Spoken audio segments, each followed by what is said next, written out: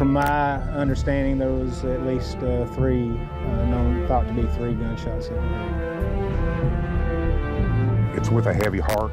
The city of Pikeville has announced that Officer Scotty Hamilton was shot and killed tonight in the line of duty.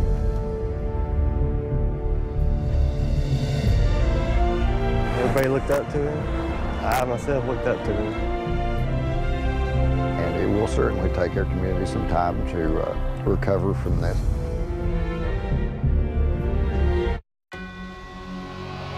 Dedicated to Eastern and Southern Kentucky, this is WYMT Mountain News at 6. Good evening, I'm Steve Hensley. Tonight we mourn with the city of Pikeville. Last night, City Police Officer Scotty Hamilton was shot and killed in the line of duty. He was just 35 years old. The shooter remains at large. This is a picture of just one scene from earlier today where law enforcement teamed up trying to find the gunman. The Pikeville police officer was on patrol last night in the Hurricane Creek area. Shots were fired and Hamilton died. WYMT's Corey McCauley joins us now live to begin our coverage. Corey? Steve, it has been an extremely emotional and difficult time for Pikeville City Police as they continue to process the loss of Officer Scotty Hamilton. Now, what police say was a ordinary routine patrol turned deadly when Hamilton began investigating in the Hurricane Creek community late Tuesday night. Now, Kentucky State Police are providing several details, but one thing we do not know is who the suspect or suspects are. Though this is a difficult situation, they are hopeful they can find those who are responsible.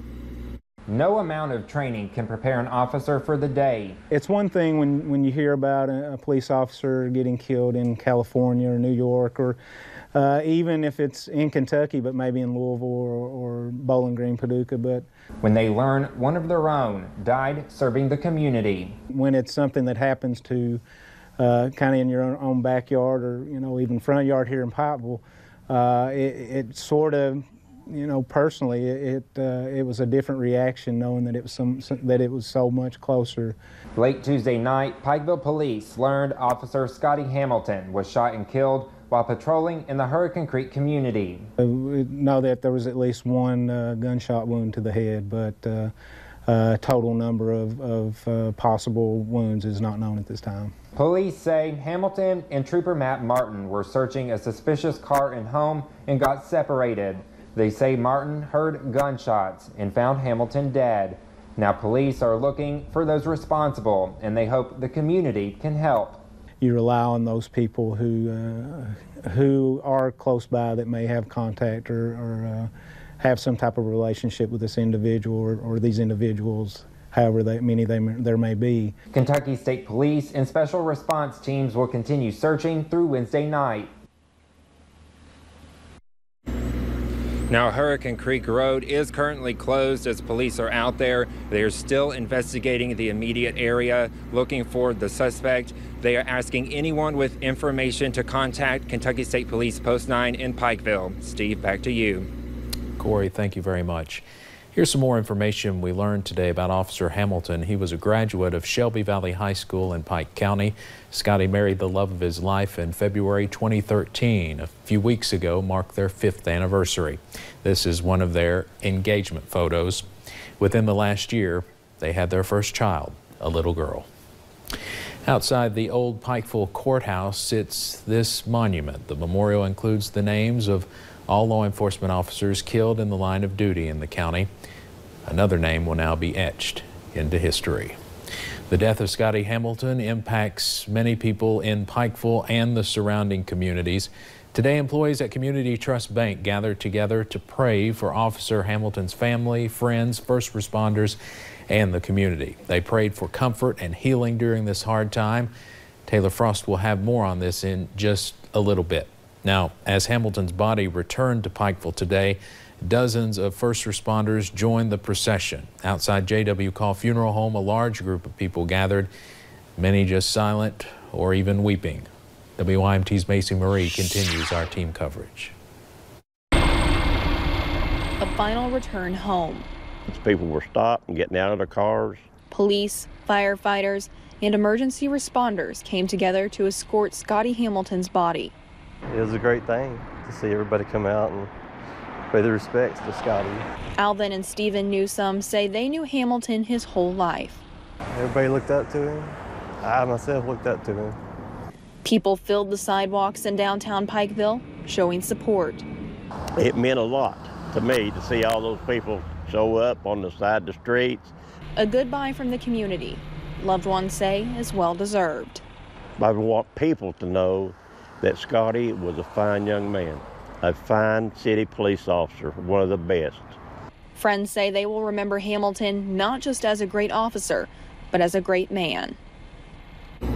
The procession ended at J.W. Call & Sons Funeral Home around 1 o'clock. Funeral arrangements have been made. Visitations will be held Friday and Saturday at the Eastern Kentucky Expo Center, and a funeral service will take place on Sunday, March 18th at the Expo Center. Steve, Hamilton will be buried at the Pikeville City Cemetery. Back to you. All right, Macy, thank you very much. We have those funeral arrangements on WYMT.com, as well as information about making memorial contributions. Congressman Hal Rogers gave us his thoughts on Officer Hamilton's death earlier today in Washington, D.C. Scotty Hamilton, a wonderful police officer, a great father, great citizen of Pikeville and Pike County. I'm so heartbroken over his passing.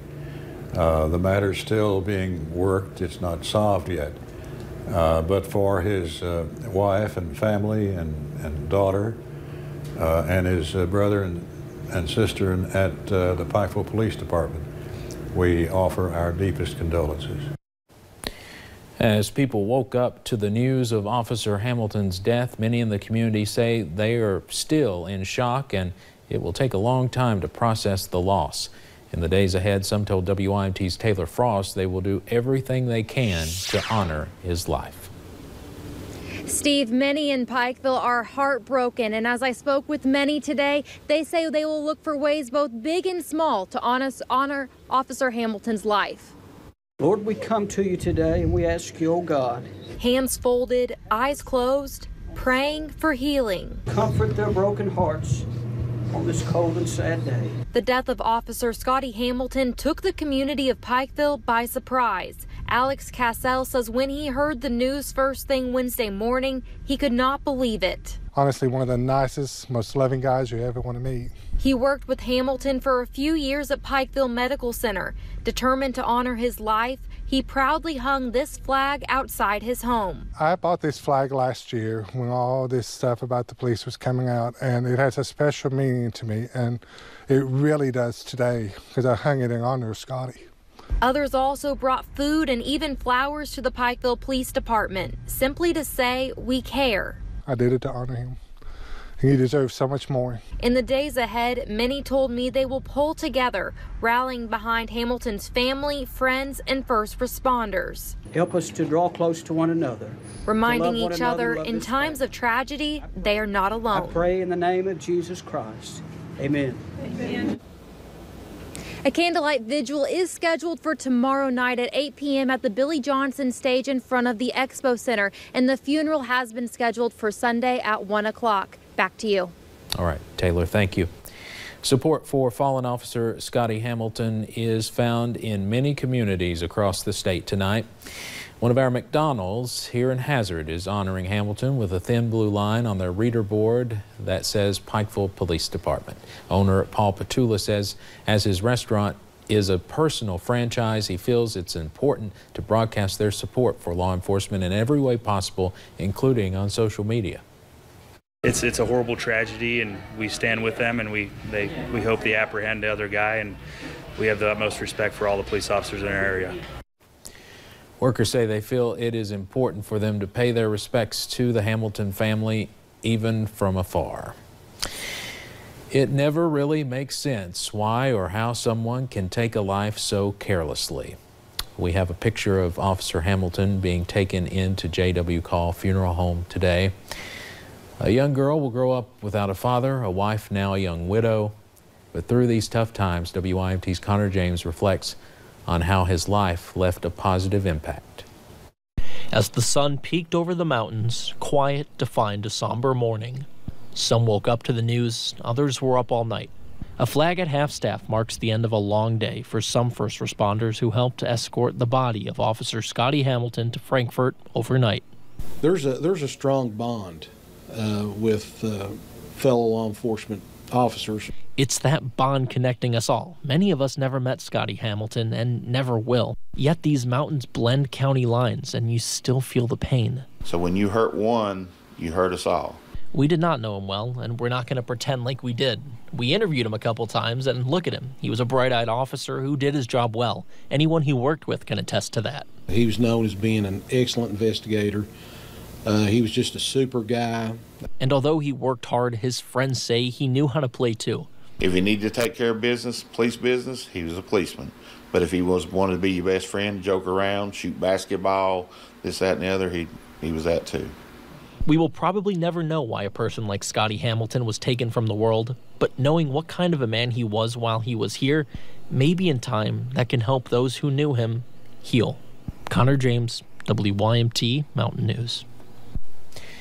It will take a very long time to heal, but the strength we show, whether it's the hundreds that helped with the escort today or the tens of thousands that'll be at Pikeville's side throughout the healing process, that's what will define us.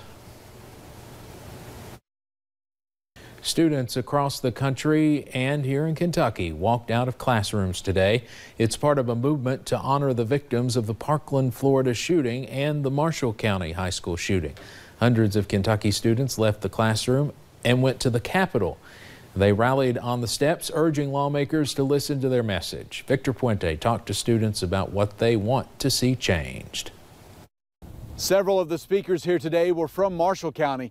They urged lawmakers to make changes so other students wouldn't have to go through what they did back in January. The steps of the state capitol were filled with students who wanted to encourage school safety. The event was organized by students from Franklin County and Western Hills. It can take place anywhere at any time. All it takes is easy access to a gun and a plan. So as a community, let's come together and end this easy access to deadly weapons. Teens from those schools in Lexington and Marshall County all spoke at the rally. We're done with thoughts and prayers. I mean, at some point something has to change, and why not now? I mean, if not now, when? They also heard from several lawmakers who said they were choosing to give up their A rating from the NRA to support new gun legislation. There is nothing sporting about these assault weapons that are manufactured, that are developed to take human life. Students who had lived through a school shooting told me the turnout gave them hope they could make a difference. Honestly, I didn't know if it was going to be 10 or 10,000, and just seeing all the people out here that are supporting the same cause, everyone's fighting for the same fight, it's incredible. Several of the students from Marshall County will be back here next Tuesday for a teach-in and rally that's connected to the National March on Washington that will take place 4 days later. In Frankfort, Victor Puente, WKYT.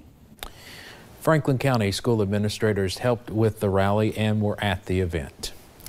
We want to remind you about Hoops Hysteria on WYMT.com and your chance to play our NCAA tournament bracket game. You can compete against some of the WYMT staff and for the chance to win a 55-inch smart television. A $1 million prize will also be awarded nationally if someone correctly picks all the games. Go to WYMT.com to play. You have until 15 minutes before the first game tomorrow to sign up.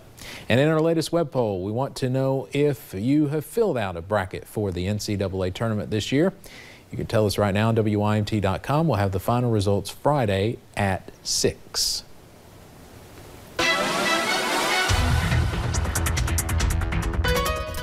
Cloudy skies, cold temperatures, and even some snowflakes across the region early this morning. And when you take a look at our weather spotter photo from Allen Bowling, you'll notice at Jenny Wiley it is low visibility and mainly one of those days where it's nice to just stay inside rather than be out. But pinpoint Doppler showing a lot changing when it comes to this forecast. All those snow showers pushing to your east-southeast, and pinpoint Doppler now showing a clean sweep as high pressure starts to build in across Arkansas, Louisiana, and pushing soon into Mississippi, Alabama, and even into Georgia. Temperatures, there is a big difference with the 50s spread off into western Kentucky, 34 degrees in Hazard and closer to home. We are stuck in what we like to call the cool sector simply because the cloud cover has kept us much cooler. Temperatures near 40 degrees in the Cumberland Valley, but look off closer to the snow showers in Wise, Virginia, simply sitting at 30 degrees. For tonight, 28 degrees, really not much of a change. We'll look at a few clouds with cold temperatures, and winds will be out of the west at 5 to 10. Notice the model, it's already warmer than where we sit right now, so that is one thing we keep in mind. But temperatures, they're going to drop till around midnight tonight. Then we're actually going to see those temperatures, well, they'll begin to increase around 3, 4, 5 a.m. And what that does in return is increases our temperatures due to southwesterly winds not only through tomorrow morning, but tomorrow afternoon. Highs, they'll be up into the mid to upper 50s and beautiful conditions as we head into your Thursday with no rain chances or snow chances throughout the day. We still will hold on to a late chance Thursday night. That's for the Virginia counties. Everywhere else, you should stay dry. Then go throughout your Friday forecast, a 40% chance of rain late Friday night into a more soggier Saturday. That's at 60%. Temperatures, they're actually increasing because, Steve, that low pressure looks a little bit weaker, so maybe some mid-60s as we head into the start of next week with another cold front, hopefully not bringing any more winter. Well, I'm glad to see the warm temperatures, at least temporarily. Me and you both. All right, thank you, Andrew. Coming up in sports, here from one of the teams getting ready to play tonight in the boys' Sweet 16. And we'll head back out to Boise with another update from Will Puckett as the Cats get ready for tomorrow's first-round NCAA game.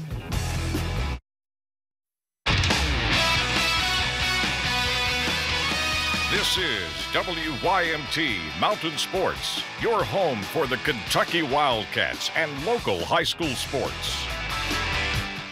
The Wildcats have now finished their open practice from Boise, so let's head back out west as Will Puckett joins us live again with what he saw from the practice. Will, thanks again for joining us.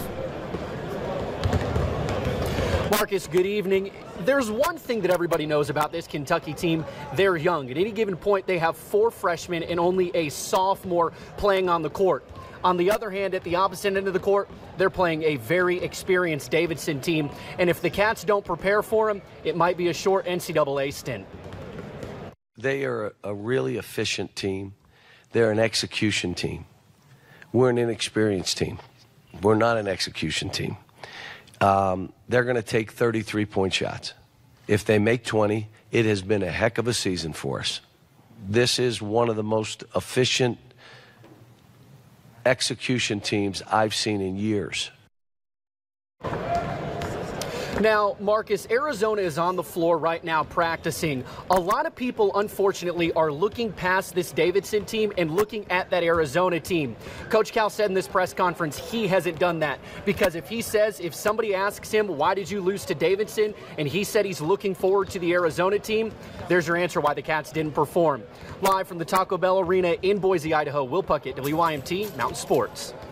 Thanks, Will. So again, here's the matchup between the Wildcats in the round of 64. Kentucky and Davidson meeting in the first round of the Big Dance. This one taking place tomorrow night. Tip-off is set for 7:10 Eastern Time. You can watch it right here on WYMT. And the time has come for more basketball to be played inside Rupp Arena, but it's not college hoops. It's the boys' Sweet 16. Caleb Bonney in Estill County taking on Andrew Taylor and the Corbin Redhounds out of the 13th region. Chase Sanders gets Corbin on the board first with a corner 3 ball.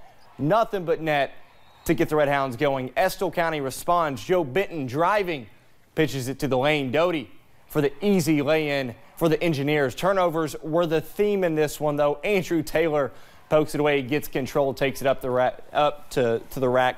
Corbin up 11-7 after one. Estill comes roaring back in the second. Caleb Bonney over to Kevin Richardson, fires a 3. That one sees the bottom of the net. Bonney on this next possession drives, gets the floater, finished with 14 in the ball game. Then right before the half, Taylor out to Sanders. The 3 is good. Tie game at 23 at the halftime break. Turnovers killed the Engineers in the second half, though. Chandler Stewart with the layup to finish the transition score. Benton keeps Estill County close with the 3. Estill down by 4 entering the fourth quarter of play, though. Corbin took control in the fourth. Cam McGuett with the feed to Taylor, shot fake, and it falls. Plus there's a whistle. McGuett to Stewart, straight to the hole, and 1. Corbin advances to the Elite 8 with their 50-40 win over Estill County. And as for a Mountain team that will play later on this evening, we have the Pikeville Panthers. Panthers ousted the Johnson Central Golden Eagles in the 15th Region Championship game to secure their spot in the Boys Sweet 16. And even though the Panthers played well in the 15th Region tournament, they hope that their best games are still in front of them. Time now for this week's UK Healthcare Players of the Week. First up for the girls, we have Laney Cox from Harlan County. Laney tallied 17 points on 5 of 6 shooting up at the Girls Sweet 16 last week, and also added 9 rebounds, so just 1 board shy of a double-double. As for the boys, Caleb Bonney scored a region tournament total 61 points, helping lead the Engineers to the 14th region title, including 23-point performances in both the semifinals and the championship game. So congrats to both Laney and Caleb. You all are this week's UK Healthcare Players of the Week. And Steve, we will have all 3 of the highlights tonight at Sports at 11 of the Mountain teams that took part in the Boys Sweet 16. All right, Marcus, thank you very much. Next, some final thoughts on today's events. Washington Irvin once said, "There is a sacredness in tears. They are not a mark of weakness, but of power. They speak more eloquently than 10,000 tongues. They are the messengers of overwhelming grief, of deep contrition, and of unspeakable love." Many tears were shed today, and there will be many more in the days to come. We mourn with you, Pikeville, and we will always honor and remember Officer Scotty Hamilton. End of watch, Tuesday, March 13th, 2018.